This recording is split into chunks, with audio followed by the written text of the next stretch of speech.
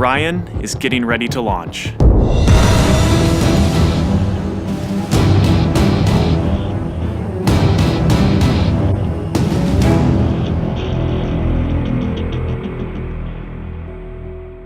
My name is Kelly Smith, and I work on navigation and guidance for Orion. Orion is NASA's next-generation spacecraft. Built with versatility in mind, it can take astronauts deeper into space than we've ever gone before, to an asteroid or even onto Mars. For these missions, Orion has to be one tough spacecraft, withstanding high speeds, searing temperatures, and extreme radiation. Before we can send astronauts into space on Orion, we have to test all of its systems. And there's only one way to know if we got it right: fly it in space. For Orion's first flight, no astronauts will be aboard.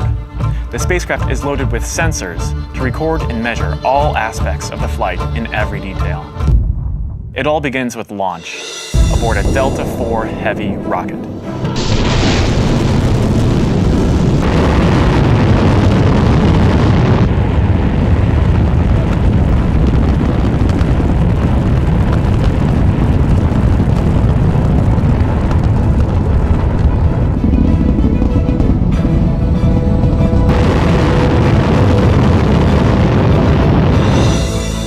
As it punches into Earth orbit, Orion will jettison its launch abort system.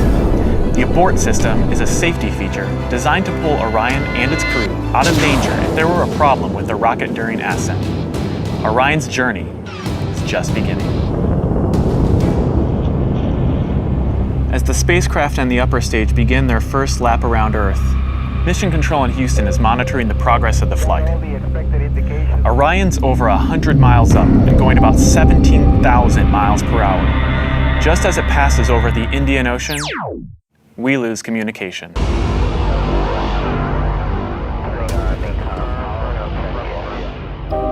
This is expected.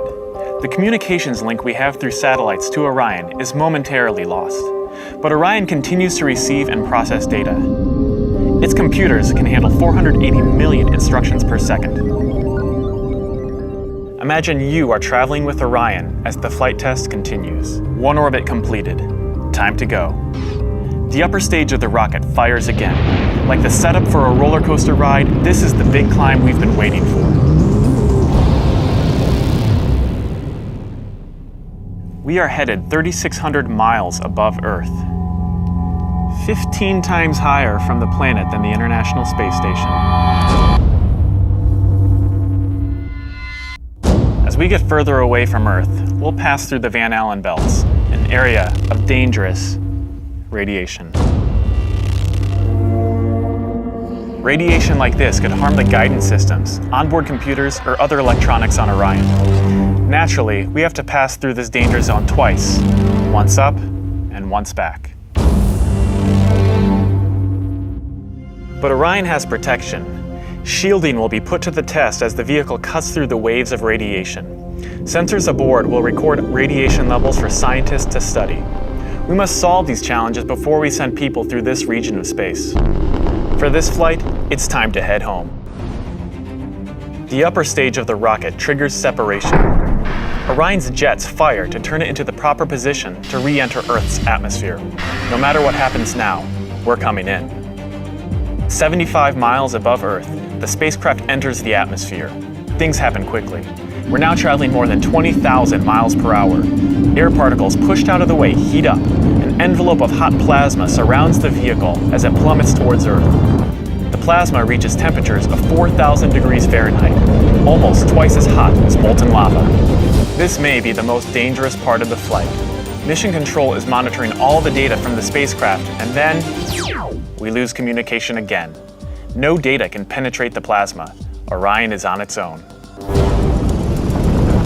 Orion is inside a fireball. Onboard systems ignite jets to keep the ship pointed correctly, so the specially constructed heat shield takes the full brunt of the inferno. This is the largest heat shield of its kind ever made.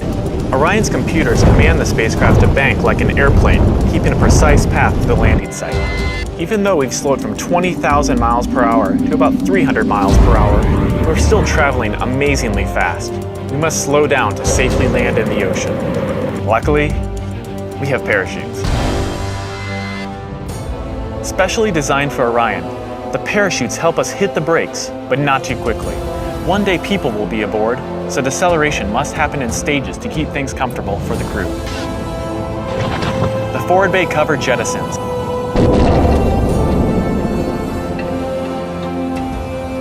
Two drogue chutes deploy and slow the returning spacecraft down to 175 miles per hour.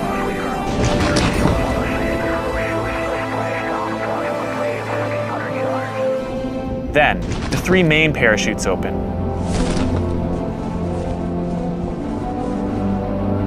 Once fully engaged, this canopy would cover an American football field. It takes parachutes this size and strength to slow our descent to 20 miles per hour, and then splashdown. For this first flight, we won't have astronauts inside, but we still have some very precious cargo. The flight data from this mission is stored inside the Orion spacecraft.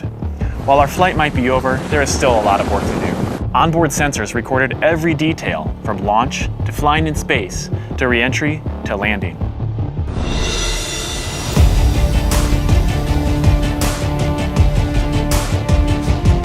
Flight tests are difficult and complex, but they give us confidence that the systems we have designed work under real flight conditions.